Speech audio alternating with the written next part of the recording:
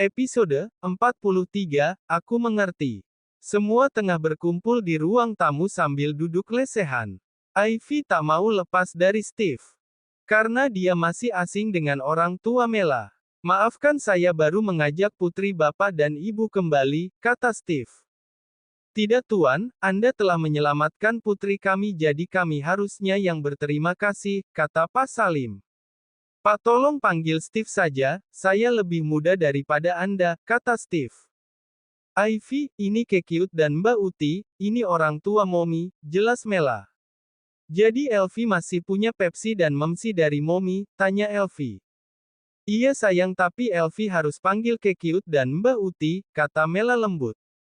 Oke, halo Kekiut dan Uti, namaku Elvi Anastasia Johnson, kata Elvi mencium tangan Pak Salim dan Bu Nur. Wah, cantik dan pintar ya cucu Kekiut. Nak, apa kalian sudah menikah hingga punya Elvi? Tanya Bu Nur. Belum Bu, jawab Steve. Sebenarnya ada sesuatu yang saya sembunyikan dari Mela serta juga bapak dan ibu, kata Steve. Apa itu nak? Tanya Pak Salim.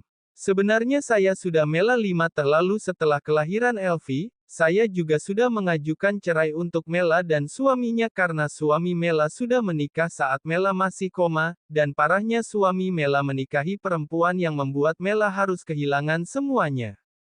Jadi saya mau minta maaf kepada kalian semua terutama Mela, kata Steve mengaku mengetahui asal-usul, berarti selama ini Herdi sudah menikah lagi. Dan dengan wanita yang mencelakai Mela, tanya Pak Salim. Iya Pak, dan sekarang Mela sudah berganti nama menjadi Azalea Samudra untuk membuka semua masa lalunya, tambah Steve. Itu Bapak tak masalah nak, karena bagi Bapak kembalinya putri kami adalah sesuatu anugerah Tuhan, kata Pak Salim. Mela, apa kau akan membenciku dan menjauhkan Elvi dariku? Tanya Steve melihat Mela yang hanya diam.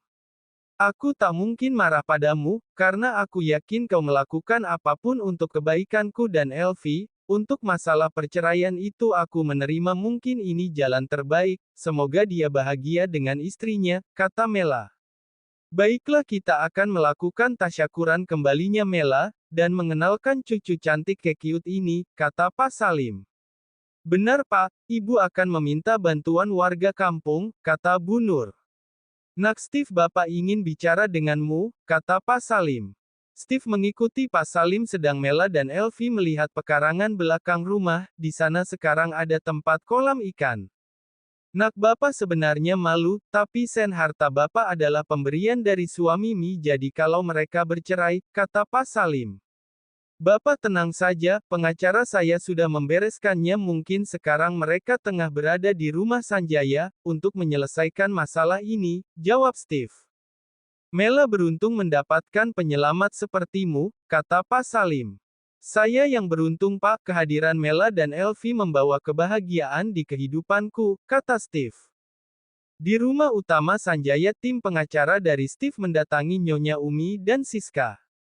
Apa Nyonya Umi dan Herdianya Sanjaya ada? Tanya pengacara Josh. Ada tuan, mari silahkan duduk, saya panggilkan Nyonya, kata Bibi En. Tak lama Nyonya Umi dan Siska menghampiri para tim pengacara itu, mereka berjabat tangan dan mulai mengobrol. Ada apa tuan? Tanya Nyonya Umi. Maaf Nyonya, kami kemari untuk kau menyelesaikan masalah harta yang diberikan keluarga Sanjaya untuk keluarga Pak Salim, karena adanya ikatan pernikahan Tuan Herdianya Sanjaya dan Melati Senja, kata Josh.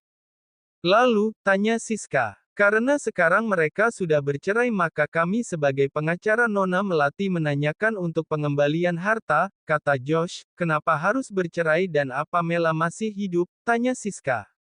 Iya Nona, Nyonya Mela masih hidup, dan Nyonya sudah tahu tentang pernikahan Tuan Herdi dan Nyonya Sonya, jadi Nyonya memutuskan untuk mengakhiri hubungan antara Tuan Herdi dan Nyonya Mela, jelas Josh. Ma, kata Siska, saya mengerti dan saya menghadiahkan semua untuk keluarga Salim dan juga Sanjaya Foundation sebagai hadiah untuk menantuku. Jadi bisakah saya tahu di mana Mela sekarang? Tanya Nyonya Umi. Maaf Nyonya, tapi Nyonya Mela tak ingin keberadaannya diketahui oleh banyak orang terutama Tuan Hardy dan anak-anaknya karena Nyonya tak ingin menghancurkan pernikahan Tuan Hardy dan Nyonya Sonya, kata Josh. Hanya pada kami berdua saja, dan tak mungkin kami akan memberitahukan Hardy dan yang lain, kata Nyonya Umi. Baiklah Nyonya, sekarang Nyonya sudah berada di kediaman orang tuanya bersama Nona Ivy putri Nona Mela, dan sekarang Nona Mela dikenal sebagai Azalea Samudra atau Mela Johnson, terang Josh.